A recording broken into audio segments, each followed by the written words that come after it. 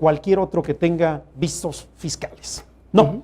Sin embargo, si el señor compró un bien inmueble o un bien mueble, ¿de dónde sacó el dinero? Hay una obligación, por ejemplo, en el artículo 154 bis, cuando hay una enajenación de bienes. El enajenante tiene que presentar una declaración informativa, en donde decimos nosotros, es denunciativa. El que le compró el bien, ¿cómo le pagó? Es una operación bien simple. Me compré un departamento, me costó 400, 500 mil pesos, por allá por la periferia. ¿Y cómo lo pagaste? Porque en la escritura pública dice que lo pagaste. Entonces, ese dinero tiene que estar reflejado saliendo de tu cuenta bancaria. Oye, pero soy un trabajador que en el ejercicio obtuve 350 mil pesos. Muy bien, ¿de dónde sacaste 400 mil para pagar ese departamento? De mis ahorros. Bueno, entonces veamos el origen de esos fondos, que posiblemente sí fueron tus ahorros. ¿De cuántos años tiene que estar en el sistema financiero? Claro. Hoy el sistema financiero es nuestro mejor aliado o nuestro peor enemigo. Para los que recibieron las cartas de invitación, por ejemplo, pueden considerar que el sistema financiero es un chivatón, es un delator, es su peor enemigo porque puso la información que yo, cliente, confié en las manos del SAT. Así es. Pero lo tienen que hacer, es una obligación de ellos. Entonces, hoy les pedimos sus estados de cuenta para ver si depositaron ingresos. Hoy les decimos, prohibido prestar la tarjeta a nadie. Oye, es que tengo un familiar que está en Tijuana y me va a hacer un depósito de una cantidad que me debe, pero como yo no tengo cuenta y tú sí tienes, ¿qué te parece si te lo depositas? No, señor. No, señor, porque ¿cómo te lo va a depositar y luego tú cómo vas a demostrar que ese no es un ingreso? Claro. Eres un asalariado. Pero, como decías, posiblemente vendí mi auto. A lo mejor, bueno, me gustan los autos grandes, bonitos, lujosos. Lo vendí en 250 mil pesos. Debemos recordar que hay un título específico, el capítulo 4 del título 4, que habla de este tipo de enajenaciones. ¿Vendiste un bien inmueble o vendiste un bien mueble? Decláralo. Recuerda, no todo está grabado, no todo, por supuesto. Si observamos, por ejemplo, en el caso de estas enajenaciones, en la fracción 15 del artículo 109, hay un inciso B que es sumamente valioso. Dice, si tú enajenas un bien mueble y tu ganancia no supera 3 veces el salario mínimo general de la zona geográfica del trabajador, no pagas impuesto. O sea, 68 mil pesos promedio en el año 2012. Buenísimo. La otra, los donativos. Oye, estás obligado a declarar los donativos y la ley dice en el artículo 106 que de manera individual o en su conjunto supere 600 mil pesos. Y hoy muchos contribuyentes, muchos colegas incluso, nos llevan a una discusión que para efectos de la cátedra está bonito, suena bien. Oye, pero si yo tengo 550 mil pesos, no estoy obligado. No, no estás obligado. Y entonces si después me quieren liquidar, ¿te puedes defender? Pero dime tú qué es más barato, avisar o pelear. Entonces no importa que sean 300 mil pesos, no importa que sean 50 mil pesos. ¿Te los prestaron? ¿Te los regalaron? Infórmalos y quítate de problemas. Oye, pero es que mi obligación es arriba de 600 mil pesos. No te comportes como el chiquillo que es caprichoso. Es que tú dijiste. No, hombre, infórmalo y quítate de problemas. Oye, pero no tengo un RFC. Sí, si eres trabajador tienes un RFC. Es que el patrón me asignó uno, ¿no estás seguro de que ese sea? Ve, inscríbete tú, lo puedes hacer. Porque ese es otra de los problemas. Oye, tengo que informar premios, arriba de 600. Tengo que informar préstamos, arriba de 600. Tengo que informar donativos. Y este último punto es muy delicado, los donativos. Si eres ama de casa, si eres hijo de familia, si eres abuelo de familia, o cualquier otra cosa, y alguien te está subsidiando, te está entregando un dinero para que sobrevivas, para que pagues tus estudios, para que pagues tu habitación, para que pagues tu subsistencia, decláralo. A lo mejor muchos de los estudiantes de nuestras universidades, incluyendo GBA, en estos momentos reciben un subsidio por parte de sus papás. Eso es un donativo perfectamente exento, libre, porque la propia fracción 19 que he citado señala que cuando es entre ascendientes o descendientes en línea recta sin limitación de grado, es un donativo exento. O cuando es entre cónyuges. Por lo tanto, si eres estudiante, tus padres te están subsidiando, infórmalo. Eres la esposa, o eres la concubina, o eres el esposo, o eres el concubinario. La esposa te da para el gasto, el esposo te da para el gasto, el concubino te da para el gasto. Entonces, eso es un donativo que lo tienes que informar. Habrá quienes digan, oye, pero ¿a poco la señora recibe 600,000 pesos de gasto? ¡Mucho más! Nuestros señores empresarios no reparan en eso. 50,000, 60,000 pesos mensuales los dan. ¿Cuánto cuesta la colegiatura del muchacho? A veces es depositado en la cuenta de la esposa para que a su vez pague las colegiaturas.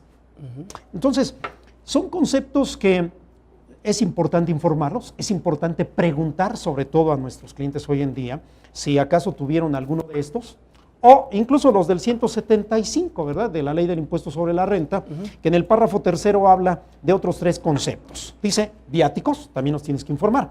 Estos a lo mejor con tu patrón ya los salvas porque vienen en tu constancia. Pero si enajenaste tu casa habitación, la casa habitación, dicho sea de paso, puede estar exenta sin importar el monto. ¿Cuándo? Cuando la habitaste por más de 5 años. Oye, la vendí en 20 millones y el 1,500,000 UDIs, no importa, no te apures. La habitaste por más de 5 años, tú la puedes vender en 30, 50, 100 millones y está libre de impuestos, pero infórmalo. No la habitaste por ese tiempo, es la primera enajenación en un plazo de 5 años, que además, debo decir, partiendo del año 2010 hacia acá.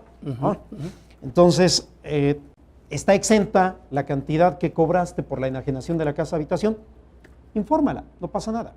Pero cuidado con esos contratos, dicho también sea entre paréntesis, que acostumbramos a hacer.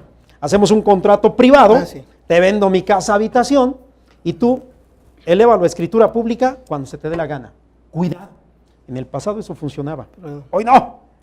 Hoy no, porque el contrato privado no significa que la venta esté perfecta, ¿no? Recordemos que en el ámbito del Código Civil dice que se perfecciona hasta el momento en el que se eleva a escritura pública. Bien, y el otro concepto, decíamos viáticos, casa habitación, herencias y legados. Herencias y legados. No necesitas ser descendiente directo para recibir un bien cuando una persona ha quedado, ha fallecido. Si el de cuyos decidió dejar una parte de sus bienes para una persona que no tiene ninguna familiaridad con ella, es perfecto. Por supuesto, debemos recordar que cuando se abre la sucesión, es el representante legal de la sucesión el que responde por el pago de impuestos de esta persona que ya falleció. No puede pasar la herencia sin haber pagado impuestos. Aún más, debemos observar que en el último párrafo del artículo 108 de la Ley de Renta se establece que los señores que reciben la masa hereditaria tienen la opción de acumular, si quieren, y por supuesto de acreditar la parte del impuesto sobre la renta que se pagó sobre esa masa. En todo caso, si no lo quieren hacer, está exenta, pero que la tienen que informar. Ahora, tomábamos estos conceptos y decíamos respecto de los donativos, respecto de estos premios, de esta enajenación, porque hay gente que no tiene un registro federal de contribuyentes. Y hoy también nos preguntan, ¿cómo le hago si soy estudiante? Nunca he trabajado. ¿Cómo le hago si soy ama de casa o soy amo de casa? Entonces, ¿cómo le haces? Fíjate que a partir del año 2006, recordarás que se modifica el artículo 27 del Código Fiscal de la Federación para salvar esta situación. Y hoy establece, en el último párrafo, las personas que no tengan obligación de presentar declaraciones periódicas, también pueden inscribirse en el Registro Federal de Contribuyentes sin obligación de presentar ninguna declaración, sin obligación de tener un domicilio fiscal. Su domicilio es referencial. Pero es muy importante y muy valioso que tenga el Registro Federal de Contribuyentes, porque va a llenar su formato, en este caso la declaración es electrónica, en su Declarasat. Hay un espacio en donde dice 6 conceptos a informar. Aun cuando no tenga ninguna otra obligación, estos 6 espacios están abiertos para que si le hicieron un préstamo, lo informe. Le hicieron donativos, los informe. Se ganó premios, los informe. Enajenó su casa habitación, la informa. En fin, todos aquellos conceptos por los que no paga. Pero además, fíjate que los donativos dijimos en principio, de acuerdo con esta fracción 19, si son entre cónyuges, si son de padres a hijos, a nietos. Pero también tú recordarás que hay un inciso C, en donde dice, los demás, ¿no? Cualquier persona es sujeto de recibir un donativo, también hasta por 3 veces el salario mínimo general, y está libre de impuestos. Entonces yo te puedo regalar en estos momentos 50,000 pesos. ¿Por qué? Pues porque me caes bien. Hace años que no veía a mi gran amigo, compañero de escuela, ¿verdad? Adelante, adelante. Adelante, ¿verdad? O al revés. Yo los declaro hoy, No, los declaras el próximo año. Ah, sí, es cierto. Porque ya son sí, 2012. es cierto. Libres de impuesto. ¿Cómo ves? ¿Qué es el asunto para propineros, para toda la gente que obtiene este tipo de ingresos?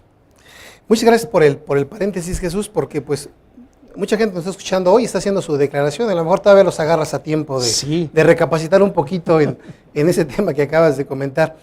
Me gustaría preguntarte, concatenar la presentación de la declaración informativa que ya nos ilustraste en la fecha establecida en las disposiciones fiscales y lo que hablamos de presentar el requerimiento de autoridad, que ya nos explicaste ese punto, pero ¿qué trascendencia tiene esto con el subsidio para el empleo?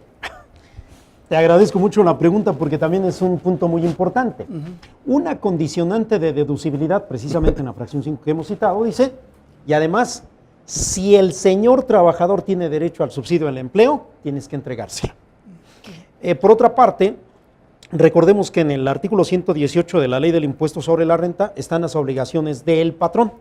Y entre este también dice cumplir con la obligación de inscribirlo en el Seguro Social, así es, de entregarle su subsidio al empleo, si acaso el trabajador lo requiere. Es decir, si yo no le entrego el subsidio al empleo al trabajador, también me ubico en una no deducibilidad. No deducibilidad.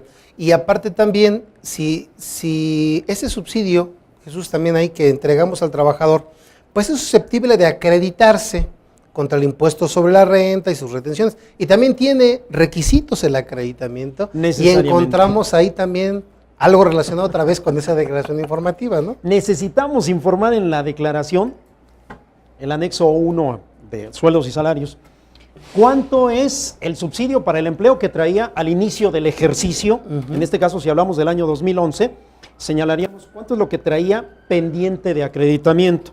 Después, cuánto subsidio durante el ejercicio entregué a mis trabajadores.